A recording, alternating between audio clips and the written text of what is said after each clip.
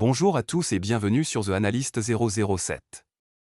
Ici votre bureau d'études d'ingénierie, d'architecture et de design. Aujourd'hui, nous décortiquons une merveille architecturale contemporaine, une résidence spectaculaire de 6 chambres, conçue pour l'élite et les amoureux des grands espaces. Si vous cherchez l'inspiration pour un projet sur un terrain d'au moins 21 mètres par 30, 70 x 100 pieds, restez attentifs, car ce projet l'idée 3900 redéfinit le luxe moderne.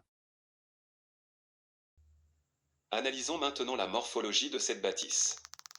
Le style architectural s'ancre dans le modernisme tropical contemporain. Nous ne sommes pas face à un simple cube, mais à une composition volumétrique additive. Concrètement, le bureau d'études identifie ici 3 principes majeurs qui font la force de ce design. Premièrement, la tectonique des masses. L'architecte a travaillé sur un jeu de décrochement et de saillies. Au lieu d'une façade plane et monotone, le bâtiment présente une superposition de volumes géométriques qui crée une profondeur visuelle. Notez comment l'étage supérieur semble flotter ou se décaler par rapport au rez-de-chaussée. Cette technique permet d'alléger la masse visuelle de la construction tout en créant des zones d'ombre portée naturelles, essentielles pour le confort thermique. Deuxièmement, la symétrie équilibrée. Le style rond avec la symétrie classique rigide. La façade joue sur une balance visuelle asymétrique, un volume vertical fort, souvent la cage d'escalier ou un mur de refend habillé de pierre, vient contrer les lignes horizontales dominantes des balcons et des acrotères de toiture. C'est ce dynamisme qui guide l'œil du spectateur et donne au bâtiment son allure prestigieuse et en mouvement.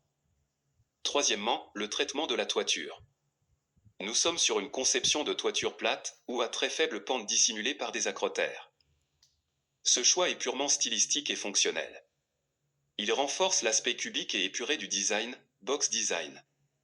Cela permet également d'intégrer potentiellement des panneaux solaires ou des réservoirs d'eau sans qu'ils soient visibles depuis la rue, préservant ainsi la pureté des lignes architecturales. En résumé, la volumétrie de ce projet est une leçon de sculpture spatiale, elle ne cherche pas seulement à abriter, mais à impressionner par la rigueur de ses proportions. En tant que bureau d'études, c'est ici que nous validons si la maison est aussi agréable à vivre qu'elle est belle à regarder. Analyse technique, penchons-nous sur l'interaction entre le bâtiment et son environnement, l'aménagement extérieur, la lumière et l'air. 1. La stratégie d'éclairage, naturelle et artificielle. Le bureau d'études salue ici la dimension des ouvertures. Nous avons des baies vitrées qui vont du sol au plafond, floor to ceiling windows. De jour, cela maximise le facteur de lumière du jour, FLJ, dans les pièces de vie, réduisant drastiquement le besoin d'éclairage électrique. De nuit, le projet prévoit un plan d'éclairage architectural sophistiqué. Observez les points lumineux intégrés dans les sous-faces des balcons et les appliques murales bidirectionnelles sur la façade. Ce n'est pas uniquement décoratif. Cet éclairage rasant met en valeur la texture de la pierre et sécurise le périmètre, transformant la maison en une lanterne rassurante une fois le soleil couché. 2. La mécanique des fluides, ventilation et aération. En termes de génie climatique, l'architecture est pensée pour le confort hygrothermique. La disposition des fenêtres sur des façades opposées favorise ce qu'on appelle la ventilation naturelle croisée. L'air frais entre, balaie l'espace et évacue l'air chaud vicié. De plus, les profonds balcons agissent comme des casquettes solaires, brise-soleil. Ils bloquent les rayons directs du soleil aux heures les plus chaudes, au zénith, permettant de garder l'intérieur frais sans sursolliciter la climatisation. C'est une approche de conception bioclimatique passive très efficace. 3. Focus matériaux, couleurs et textures. Passons à l'analyse technique de l'enveloppe du bâtiment. Le choix des matériaux et des couleurs ne répond pas seulement à une exigence esthétique, mais aussi à une logique de durabilité et d'entretien. 1. La signature matérielle, le duo minéral et métallique. Le bureau d'études relève ici une hiérarchie claire des matériaux. La structure principale est traitée avec un enduit taloché fin, probablement sur une maçonnerie de parpaing ou de briques. Ce choix assure une uniformité visuelle lisse et propre. En contrepoint, observez l'utilisation stratégique de la pierre de parement, ou d'une céramique imitation pierre, sur les éléments verticaux saillants. Cette texture rugueuse vient ancrer la maison au sol et casser l'aspect parfois trop clinique du béton lisse.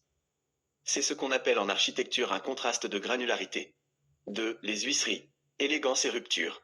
Pour les ouvertures, l'architecte a opté pour de l'aluminium thermolaqué, vraisemblablement en gris anthracite ou noir profond.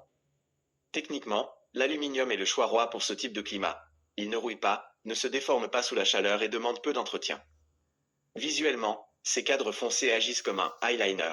Ils soulignent la géométrie des fenêtres et créent une rupture nette avec la façade claire. 3. La palette chromatique. la règle du 60-30-10. Côté couleur, nous sommes sur une application maîtrisée de la règle du 60-30-10. 60% de blanc cassé ou crème, c'est la couleur dominante.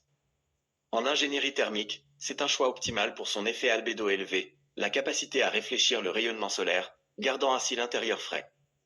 30% de gris ou de pierre naturelle, pour les zones de soubassement et les reliefs, apportant de la solidité visuelle. 10% de noir ou de bois foncé, pour les détails, garde-corps, huisserie, qui apportent la touche de luxe contemporain. 4. Texture et sol. Enfin, un mot sur les balcons et terrasses. Le traitement de sol semble privilégier des carreaux de grès cérame antidérapant à effet béton ou bois. C'est un détail technique important pour la sécurité en extérieur, tout en assurant une continuité visuelle avec l'intérieur, floutant ainsi la limite entre le « dedans » et le « dehors ». En somme, cette palette de matériaux est conçue pour traverser le temps avec élégance, nécessitant peu de rénovation lourde à moyen terme. En résumé, ce projet est une leçon d'équilibre entre technicité et esthétique.